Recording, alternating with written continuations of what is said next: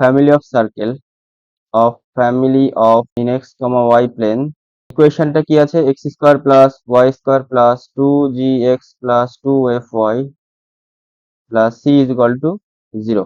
এটা একটা সার্কেলের জেনারেল ইকুয়েশন। এই ইকুয়েশন থেকে আমাদেরকে বলেছে এর ইয়েটা বের করতে, ডিফারেন্সিয়াল ইকুয়েশনটা বের করতে।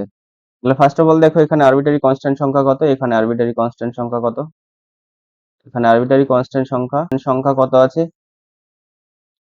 আরবিটারি কনস্ট্যান্ট সংখ্যা কত আছে, এখানে জি আছে, এফ আছে আর সি আছে। তার মানে তিনখানা আরবিটারি কনস্ট্যান্ট আছে। তার মানে যে ইকুয়েশনটার আমরা ডিফারেন্সিয়াল ইকুয়েশন বের করব, একে আমরা হাইয়েস্ট 3 টাইমস ডেরিভেটিভ করতে পারবো। তারপর দেখো এবার ডেরিভেটিভ করি, তাহলে এক্স এর রেসপেক্টে তাহলে 2x হবে, এটা 2y dy dx হবে, কারণ y এর ডেরিভেটিভ করছি। 2gx এর ডেরিভেটিভ 2g হবে, আর 2fy এর ডেরিভেটিভ 2f, আর dy dx হবে। আর এখানে c এর ডেরিভেটিভ 0 ইকুয়াল টু 0 এদিকে থাকবে। আচ্ছা, এটাকে সব জায়গা থেকে দেখো 2 কমন নেওয়া যায়, ওইদিকে পাঠিয়ে দিলে ওটা 0 হয়ে যাবে। তাহলে x plus y plus dy dx plus g plus f into dy dx এরকম ভাবে আসলো, তাই তো। এটাকে আবার সেকেন্ড টাইমস ডেরিভেটিভ করি, দেখি কি হয়। x এর ডেরিভেটিভ করলে 1 হবে। আচ্ছা, y into dy by dx, u into v ফর্মুলায় ডেরিভেটিভ করব। তাহলে y কে রেখে দেবো আগে, এটাকে ডেরিভেটিভ করব d square y dx square plus dy dx into আবার dy dx পাবো একটা, আবার g এর ডেরিভেটিভ করলে 0 হবে কারণ g একটা কনস্ট্যান্ট, f থাকবে। আর এটা ডেরিভেটিভ করলে কত হবে, d square y dx square by f, d square y dx square is equal to 0 থাকবে। আচ্ছা, তাহলে এটা পেলাম। তাহলে এটাকে 2 নাম্বার ইকুয়েশন নাম দিই, আর উপরেরটাকে ধরে নাও এটা ছিল 1 নাম্বার ইকুয়েশন। এবার কি করব দেখো, 3 টাইমস এটাকে ডেরিভেটিভ করবো, আবার ডেরিভেটিভ করবো এটাকে আবার যদি ডেরিভেটিভ করি তাহলে একের ডেরিভেটিভ করলে 0 হবে, y into D square y dx square থাকবে। তাহলে এটা হচ্ছে আবার u into v formula derivative করবো, তাহলে y থাকবে। এটাকে ডেরিভেটিভ করলে আবার 3 টাইমস ডেরিভেটিভ হয়ে যাবে এটার। তাহলে y এর উপরে 3টে দাগ দিয়ে দিচ্ছি, মানে 3 বার ডেরিভেটিভ করলাম এটাকে, প্লাস এইটা থাকবে, মানে 2 টাইমস ডেরিভেটিভ থাকবে। আর এই y এর ডেরিভেটিভ করলে শুধু y প্রাইম হবে, প্লাস 2। আচ্ছা, এখানে যেটা ছিল dy বাই dx তার হোল স্কোয়ার হবে, তার ডেরিভেটিভ করলে 2 ইন্টু y প্রাইম হবে, তার সাথে y প্রাইমের ডেরিভেটিভ করলে y ডাবল প্রাইম হয়ে যাবে। আচ্ছা, প্লাস এটাকে ডেরিভেটিভ করলে কত হবে, x থাকবে।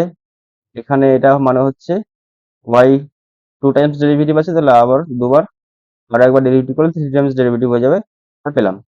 এবার এখান থেকে আমরা এবার 3 টাইমস ডেরিভেটিভ হাইয়েস্ট, এর থেকে বেশি বার ডেরিভেটিভ আমরা করতে পারবো না, কারণ এখানে আরবিটারি কনস্ট্যান্ট সংখ্যা 3 ছিল। তাহলে এখানে দেখো একটা কনস্ট্যান্ট রয়ে গেছে, সেটা হচ্ছে f। তাহলে f এর মানটা বের করব, বের করে আমরা এই 2 নাম্বার ইকুয়েশনে বসিয়ে দেবো, যেটা পাবো সেটা হবে ফ্যামিলি অফ সার্কেলের xy প্লেনে ডিফারেন্সিয়াল ইকুয়েশনের অ্যান্সার। তাহলে এখান থেকে আমরা f এর মান বের করি। f এর মান যদি বের করতে হয় সবগুলোকে ওইদিকে পাঠিয়ে দেবো। তাহলে negative sign with negative sign y triple prime plus y double prime y prime plus 2y prime y double prime by হচ্ছে f এর কাছে কে ছিল, এটা ছিল ট্রিপল প্রাইম। এবার এই f টাকে আমরা এখানে বসিয়ে দেবো, এই 2 নাম্বার ইকুয়েশন। তাহলে 2 নাম্বার ইকুয়েশনে যখনই f টা বসিয়ে দেবো, তারপরে যেটা পাবো সেটাই হবে আমাদের ডিফারেন্সিয়াল ইকুয়েশন। এখানে 1 থাকবে plus y into y double prime, এই যে এখানে মানটা বসাচ্ছি, প্লাস y প্রাইম তার স্কোয়ার হবে, প্লাস এফ, এর জায়গায় এই মানটা বসিয়ে দাও, তাহলে এই মাইনাস হয়ে যাবে, এটা minus of y triple prime plus y prime y এরকম ভাবে আসবে 2y1 y double prime by হচ্ছে নিচে y ট্রিপল প্রাইম। আবার এর সঙ্গে যেটা গুণ ছিল সেটা গুণ করে ইকুয়াল টু 0 বসিয়ে দিলে যে ইকুয়েশনটা পাবো সেটাই হবে আমাদের family of circular differential equation. আশা করি এই কোশ্চেনটার অ্যান্সার বুঝতে পেরেছো। তো তারপর আরেকটা ইম্পর্টেন্ট কোয়েশ্চেন নিয়ে আমি আলোচনা করছি, দেখো।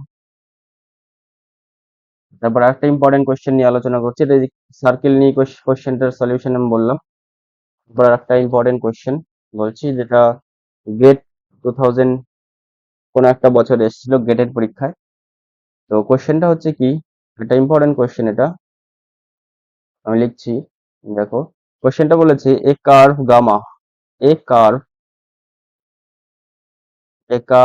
Gamma in the xy plane, in the xy plane, line joining at origin, line any point p at any point x comma y on the curve, line parallel to y axis, parallel to y axis, p through p মানে p এর মধ্য দিয়ে, p পয়েন্টের মধ্য দিয়ে, আর to tangent to curve, to tangent to curve point p, differential equation of gamma, then differential equation of gamma, মানে gamma কার্ভের differential equation আমাদেরকে এখানে বের করে দেখাতে হবে। তো ফার্স্ট অফ অল আমি যেটা করব, দেখো কোশ্চেনটাকে ভালো করে বুঝিয়ে দিই।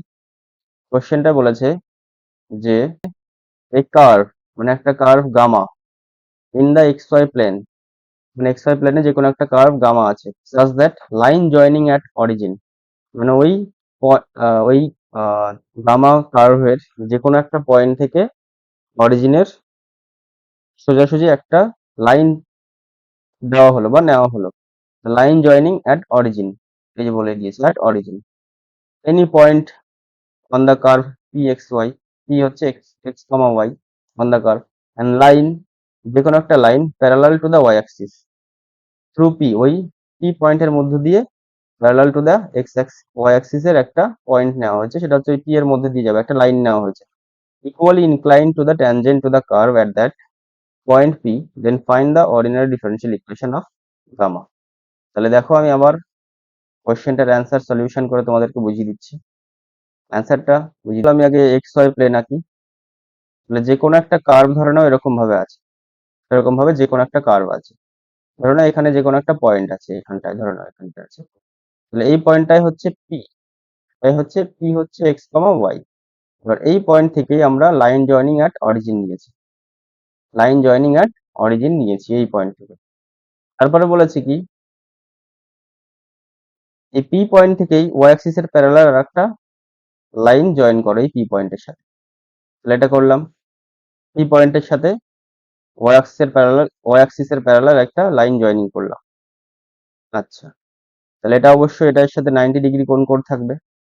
তারপরে এখানে এই পি পয়েন্টে একটা ট্যানজেন্ট নিতে হবে, তাহলে এই পি পয়েন্টে যদি একটা ট্যানজেন্ট নিই, সেই ট্যানজেন্টটা এরকম ভাবে কোথাও একটা আসবে, তাই তো, সেটা ইকুয়ালি ইনক্লাইন্ড, সেটা হচ্ছে ইকুয়ালি ইনক্লাইন্ড এই যে ওয়াই অক্ষের যে প্যারালাল যে লাইনটা এইটা, আর হচ্ছে এই যে লাইনটা, এই লাইন দুটোর সাথে ইকুয়ালি ইনক্লাইন্ড, ইকুয়ালি ইনক্লাইন্ড মানে হচ্ছে এই কোণ আর এই কোণ সমান হবে, মানে হচ্ছে এটা যদি থিটা হয় তাহলে এটাও কি হবে, থিটাই হবে, কারণ দুটো কোণই সমান থাকবে। আচ্ছা, ধরুন এটা পি, এটা ও, এটা এল, ধরো ত্রিভুজ পেলাম একটা, তাহলে ত্রিভুজ পি ও এল থেকে আমরা কি বলতে পারি, কি বলতে পারি, ত্রিভুজ পি ও এল থেকে আমরা বলতে পারি যে এই কোণটা, এই যে কোণটা, কোণ পি ও এল, এই কোণটার মান কি হবে, এই পুরো ত্রিভুজের ক্ষেত্রে এটা হচ্ছে 90 ডিগ্রি, আর এটা থিটা, এটা থিটা, তাহলে 2 থিটা বলতে পারি আমরা, থিটা প্লাস থিটা মানে 2 থিটা, তাই তো। এবার এক কাজ করি, tan এই 90 মাইনাস 2 থিটা করি, 90 মাইনাস 2 থিটা যদি করি তাহলে আমরা কি পাবো, cot 2 থিটা, তাই তো। তাহলে cot 2 থিটা পেলাম এখান থেকে। এবার এই cot এই tan 90 মাইনাস 2 থিটা মানে হচ্ছে এই কোণটা, এই কোণের রেসপেক্টে এইটা y, আর এই পুরোটা কি, পুরোটা হচ্ছে x, তাহলে এখান থেকে আমরা বলতে পারি y বাই x, তাই তো, এটা বলতে পারলাম।